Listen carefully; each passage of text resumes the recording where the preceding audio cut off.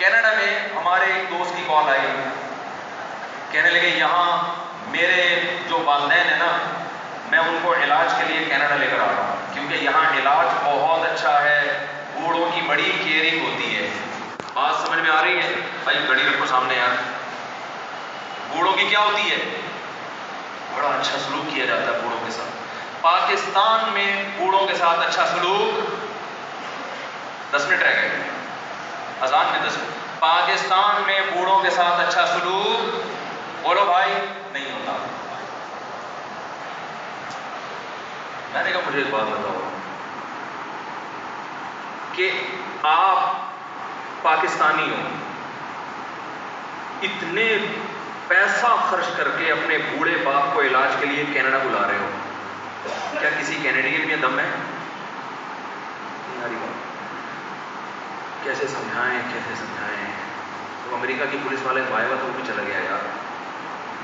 میں نے کہا کسی کینیڈین میں یہ دم ہے کہ اتنی تنخواہ میں، محدود تنخواہ میں اپنے بوڑھے باپ کو ایک غریب ملک سے اٹھا کے امیر ملک لا کے لاکھوں روپے خرچ کرنا اس کے علاج پہ، اس لیے کہ علاج یہاں بولو بھائی اچھا ہو۔ اور میں نے کہا جو نرس آپ کے ابا کا اچھا علاج کرے گی، یعنی ایٹیٹیوڈ اس علاج ڈاکٹر کرے گا، جو اچھا سلوک کرے گی، آپ کو پتہ ہے یہاں نرسیں بوڑھوں کے ساتھ اچھا سلوک نہیں کرتی۔ جو نرس یہاں ہاسپٹل میں آپ کے ابا کے ساتھ اچھا سلوک کرے گی، اس سے میری طرف سے ایک سوال پوچھنا کہ مفتی طارق مسعود صاحب نے ایک سوال کیا ہے، ایکسکیوز می ضرور کہنا کیونکہ مینرز بھی کوئی چیز بولو بھائی، ہر بات کے آخر میں تھینک یو اور پہلے بھی پلیز۔ مینرز ہے، مینرز تو بھی ڈرامے میں ہونے چاہیے، یہ بھی کوئی غلط نہیں ہے، اور یہ بھی ایک انگریز کی اچھی صفت ہے کہ چلو بات تو تمیز سے کرتا ہے نا، یہ کوئی بری صفت نہیں۔ آپ کے اچھا مینرز لے رہے تیل لے رہے ہیں، ہمیں بھی ہمارے اندر یہ ہے کہ ہم تمیز سے بات نہیں کرتے، یہ بڑی بری بات ہے۔ تو لیکن اتنے سارے مینرز لگا کے بھی نا بھائی ہم پھر بھی ان سے، ہمارا پاکستانی کینیڈین اپنے ابا کو علاج کے لیے کہاں لے کے جا رہا ہے؟ بولا نہیں ہے وہ ابا کو۔ تو میں نے کہا اس نرس سے پوچھنا پلیز ایکسکیوز می، مفتی صاحب نے ایک سوال پوچھا ہے کہ آپ جو یہاں میرے ابا کے ساتھ اتنی خدمت کر رہی ہیں، اپنے ابا کو اولڈ ہوم میں جمع کیوں کرایا آپ نے؟ پہلے تو اپنے ابا کا حق ہے، دوسرے ابا بعد میں۔ تو آپ کو چاہیے جاب چھوڑو، گھر میں جا کے اپنے ابا کو گھر میں رکھو۔ وہ کہہ سکتی ہے کہ اولڈ ہوم میں وہ زیادہ سیف ہیں، زیادہ ان کا خیال رکھا جا رہا ہے۔ اور بھائی بوڑھے کو سب سے پہلے ایک وحشت دور کرنے کی ضرورت ہوتی ہے کہ بڑھاپے میں اس کے ساتھ کوئی آ کے اس کی سنا کرے، اس کے ساتھ بیٹھا کرے۔ اس کی اہمیت اور ضرورت بڑھاپے میں بڑھ جاتی ہے۔ تبھی تو اللہ نے قرآن میں جہاں اولاد کو نعمت قرار دیا، پوتوں نوازوں کو بھی نعمت قرار دیا ہے کہ بڑھاپے میں وہ بھی آپ کی تنہائی دور کرتے ہیں۔ تو میں نے کہا اس سے جا کے پوچھنا اگر وہ اپنے ابا کو بھی فری پھوکٹ میں اتنا اچھا سلوک کر رہی ہے، کینیڈا کے لوگ ہم سے زیادہ اچھے ہوتے ہیں مان لوں گا، میں نے کہا ان کی فضیلت پر ایک بیان کروں گا۔ اور یہاں جو نرس آپ کے ابا کے ساتھ اچھا سلوک نہیں کر رہی تھی، جس کی وجہ سے آپ اس کو وہاں لے کر گئے ہیں، اس سے پوچھو جتنا گندا سلوک میرے ابا کے ساتھ کرتی ہو، کیا گھر میں اپنے ابا کے ساتھ ابا کو بھی ایسے ہی رکھا ہوا ہے؟ وہ کہے گی بھائی میں جاب ہی اس لیے کر رہی ہوں تاکہ اپنے بوڑھے باپ کو کھلا سکوں، اولڈ ہوم میں جمع کرنے کی نوبت نہ آئے۔ میں نے کہا یہ نرس جنت میں جائے گی، وہ اتنا اچھا سلوک کرنے کے بعد بھی جنت میں نہیں جائے گی۔ کیسے سمجھائیں بھائی؟ میرے پاس اردو میں اس سے زیادہ اچھا سمجھانے کا کوئی طریقہ ہے؟ آج ایک آدمی آیا اپنی بوڑھی والدہ کو لے کے، وہ والدہ بیچاری بیمار تھی، بوڑھی تھی۔ مجھے کہنے لگا میری والدہ ہیں بیچاری پریشان ہیں، اب ان کو وہم ہو گیا ان پہ کوئی جادو تو نہیں ہو گیا ہے۔ میں نے اس کی والدہ کو دیکھا، بہت تکلیف میں تھی بیچاری، گھٹنوں کی تکلیف اور بڑھاپے کی تکلیف۔ تو میں نے اس نوجوان کو دیکھا، میں نے کہا یار آپ ان کی خدمت کر رہے ہو؟ کہہ رہے میں اکیلا ہی ہوں خدمت کرنے والا۔ میرے لیے نا اپنے جذبات پہ قابو رکھنا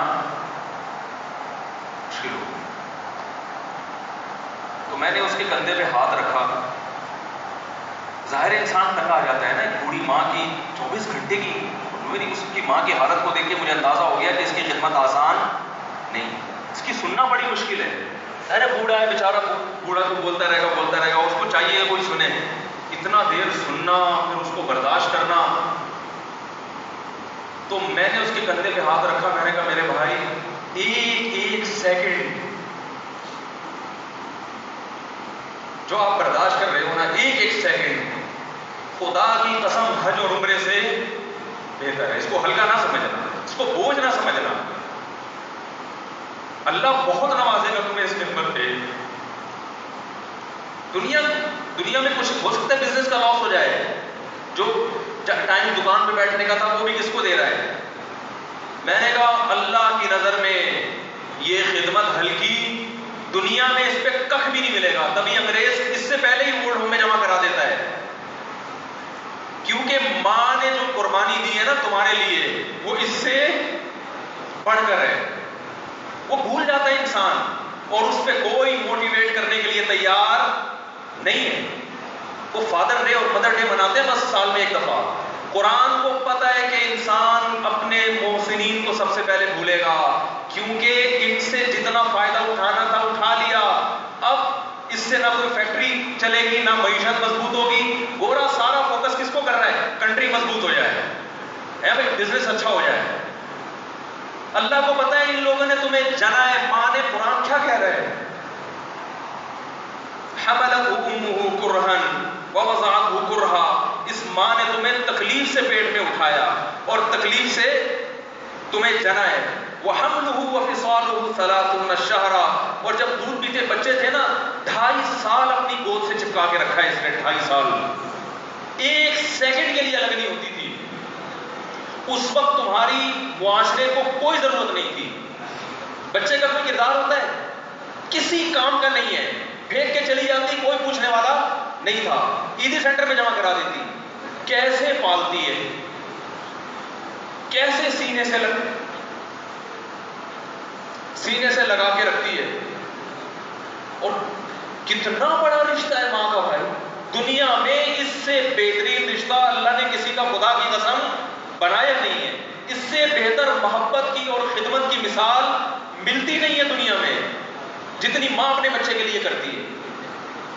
اپنے ہی باڈی سے نکلا ہوا دودھ اسے پلاتی ہے, اپنی باڈی خرچ کرتی ہے اس کے اوپر. آپ کی باڈی بھی اس کی باڈی سے بن رہی ہے, آپ کو شیلٹر بھی دے رہی ہے, اور پھر ساری زندگی روٹیاں پکا پکا کے کھلاتی رہتی.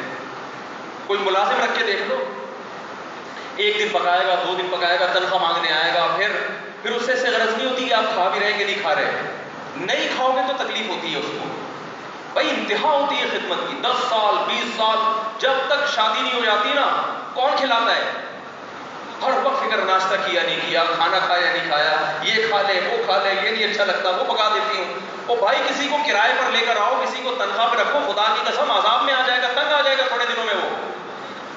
اور کمال در کمال یہ کہ انتہائی ایسی خدمت کرنے کے بعد اس خدمت کا معاوضہ بولو بھائی نہیں مانگتی. تو جب وہ بوڑھی ہوتی ہے تو انسان کو سارا پروسیس بولو بھائی بھول جاتا ہے. اب اس کو یہ بوجھ لگتا ہے, کھانس رہی ہے, گھٹنوں میں تکلیف ہے. میں ایک اکثر واقعہ سناتا ہوں نا, کہ ایک بوڑھے نے اپنے بچے سے پوچھا,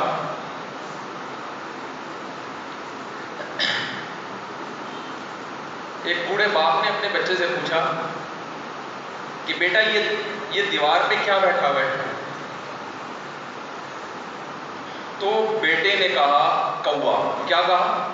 کوا.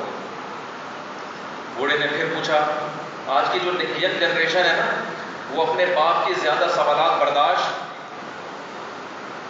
بولو نا, وہ خدا کی قسم سارا دن موٹیویشنل اسپیکر کو سنتی رہے گی نا, پھر بھی اپنے باپ کی بات اس کو برداشت نہیں ہوگی.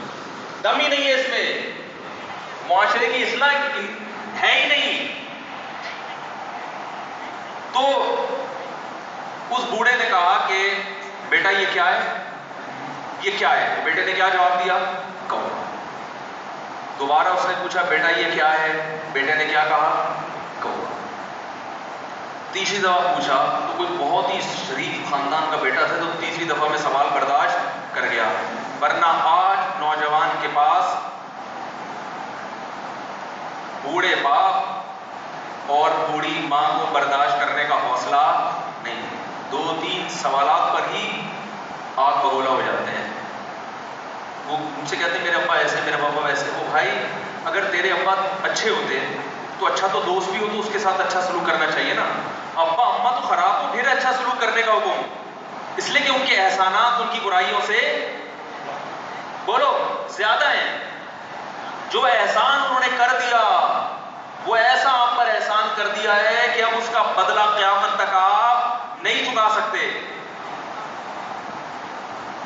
تو وہ باپ نے دوبارہ پوچھا، تیسری دفعہ پوچھا یہ کیا ہے؟ بیٹے نے کہا کیا ایک ہی سوال کی پخ لگا کے رکھی، کچھ اور کام کر لو. بار بار ایک ہی سوال ریپیٹ کر رہے. تو باپ کو اپنا زمانہ یاد آیا. اس نے کہا بیٹے جب تو چھوٹا تھا نا، تو نے 20 مرتبہ مجھ سے پوچھا تھا کہ ابو یہ 20 مرتبہ پوچھا تھا، اور میں ایک دفعہ بھی میں نے جھنجھلا کے جواب بولو نہیں دیا. تو چونکہ بچہ بھول جاتا ہے کہ میری ماں نے میرے لیے کیا کیا، اور خود ماں بھی بھول جاتی ہے، حقیقت تو یہ ہے باپ بھی بھول جاتا ہے کہ میں نے اپنی اولاد کے لیے کیا کیا. اللہ چونکہ یاد رکھتا ہے اس لیے اس نے قرآن میں بار بار ماں باپ کو بیان کیے، بہت زیادہ بہت زیادہ. وَوَصَّيْنَا الْإِنسَانَ، فرمایا آرڈر نہیں دے رہا، حکم نہیں دے رہا، وصیت کر رہا ہوں. جیسے کوئی مرتے ہوئے دنیا سے جاتا ہے نا، ایسے وصیت کر رہا ہوں.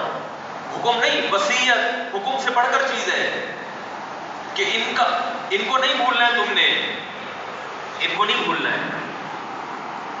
تو یہ کون سے اچھے لوگ ہیں بھائی جو خدا کو بھی نہیں یاد رکھا انہوں نے اور اپنے پیرنٹس کو بھی نہیں. تو کسٹمر کو سے اچھے اخلاق سے بات کر کے یہ کون سے اخلاق ہو گئے.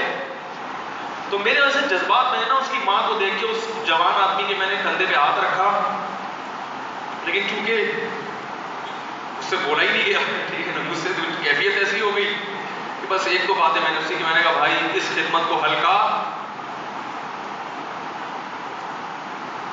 نہ، ابھی نہیں بولا جا رہا. تو آپ سوچیں جب یہ منظر تھا تو کہاں بولا جا رہا ہوگا. میرے لیے سب سے مشکل جو ٹاپک ہے نا وہ والدین کے حقوق پہ بات ہے، کیونکہ جذبات بولنے نہیں دیتے. ساتھ دماغ کو اپنا ہٹاتا ہوں میں. جو آج کل والدین کے ساتھ ہو رہا ہے، اپنی بیوی کو دیکھا کرو یار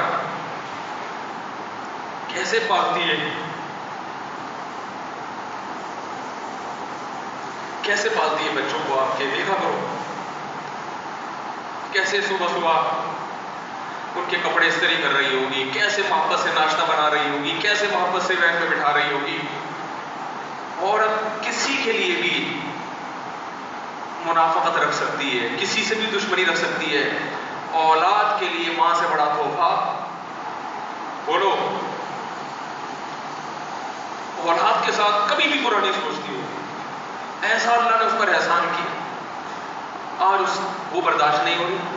کم بخت مرنے کے بعد غسل نہیں دے رہے ہوتے اس کو. باپ مر گیا فوراً ایدھی سینٹر غسل کے لیے، ماں مر گئی ایدھی سینٹر. تو بھائی اب تو آخری سفر ہے. بیٹی کو چاہیے ماں کو گود میں بٹھا کے غسل دے، فخر کرے، اس کی باڈی پہ ہاتھ نہیں لگا رہے، مر گئی ہے. کیسے یہ ہے، یہ تمہیں اسکولوں کالجوں میں سکھایا جا رہا ہے. اللہ کے ہاں میرے بھائی تمہاری دولت کی کوئی ویلیو بولو نہیں ہے. تم کتنے بڑے سائنٹسٹ بن جاؤ، پہلے انسان بنو. انسان کچھ دنیا سلوٹ کرے گی مرنے کے بعد، خدا نہیں مانے گا. بہت سے لوگوں کی قبروں پہ 21 توپوں کی سلامی ہوتی ہے، بڑے بڑے پروٹوکول دیے جاتے ہیں. آخرت میں پتا چلے گا کہ کتنی توپوں کی سلامی کا مستحق تھا، کتنی توپوں کی سلامی کا حقدار تھے. آخرت میں پتا چلے گا. Thanks for watching. Don't forget to like, comment, share and subscribe.